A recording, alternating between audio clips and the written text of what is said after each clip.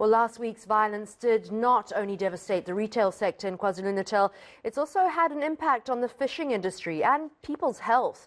Well, GreenPeace Africa is demanding transparency after a chemical spill from pesticide company United Phosphorus Limited may have contaminated the Mhlanga Lagoon. Authorities are currently investigating whether the warehouse fire was a result of unrest. The company previously claimed it contained surface water runoff and are in the process of controlling groundwater contamination. Well, for more on this, we're joined by GreenPeace Africa campaigner Thandile Chinyavanhu. Thank you so much for joining us, Thandile. What do we know about the cause of the spill at this stage? Thank you so much for having me. Well, at this stage, it's still unclear what exactly led up to the fire, but there have been reports about looting being responsible, the main culprit, and it's quite unfortunate what has happened. But going forward, we definitely need transparency from UPL with regards to what chemicals they had on site. I'm looking at a statement from UPL, and they're saying that they've consulted extensively with the Dr. Gerard Verdun, and he was provided with a list of the crop solution products stored in the warehouse and the possible health implications, which they say are minimal in terms of long-term effects. What are we seeing in terms of short-term effects? Well, it is quite damaging to have such chemicals such as this in our water systems or soil, as they could possibly, as you've seen already, lead to death in fish, a large part of the marine life.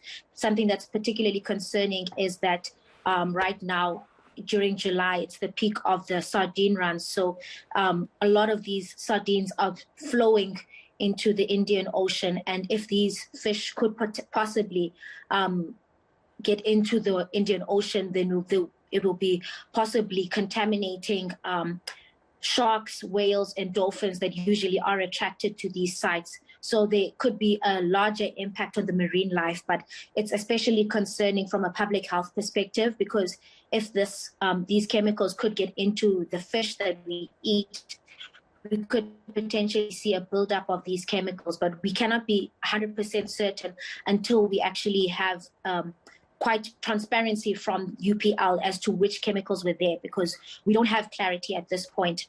They have disclosed a list of certain chemicals, but we definitely need to know the extensive list of the chemicals and what potential impacts they could have if they interact together in the environment.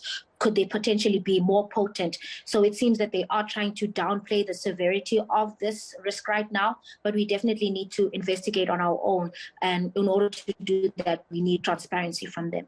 I mean, UPL is saying that there have been dermal, skin, eye, and sort of respiratory short-term effects. But in terms of long-term effects, they're sure that it's going to be okay. There are also fungicides and herbicides which were involved in the fire. Are they of any concern long-term? I think it is of particular concern in terms of air quality, if we're not certain what chemicals have been released into the air. The Durban area has had in the past a number of chemical releases, but they particularly concentrated on the South region, the South Durban Basin. As you recall, less than a year ago, we saw engines explosion, as well as the refinery explosion, as well as oil being released into the Umbila River. But we're not necessarily used to seeing it around this area. But I think the fire and the release of these fungicides into the air quality could potentially be an impact to people. We could, as you mentioned, see people having impacts such as eye irritation, irritation to the respiratory system, and that could potentially have impacts on people in the midst of a COVID-19 pandemic, where we're already trying to fend off this virus. Having to deal with additional respiratory issues could be challenging for people.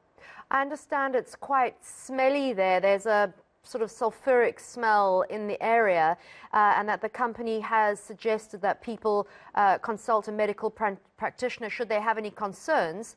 But should residents be paying for those doctors' bills? It is truly unfortunate that this is the circumstances that we find ourselves in.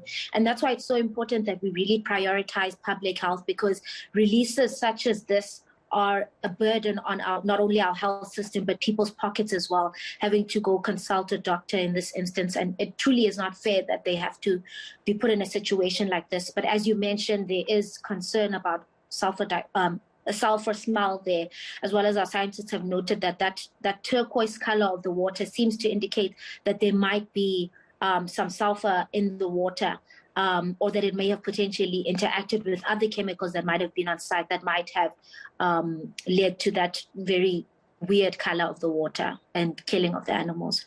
Well, thank you to GreenPeace for being on it. Please keep up with us and keep in touch with us so that we can find out what possible long-term effects are and whether you get that full list of pesticides and herbicides that were involved in the unfortunate fire that happened at that plant.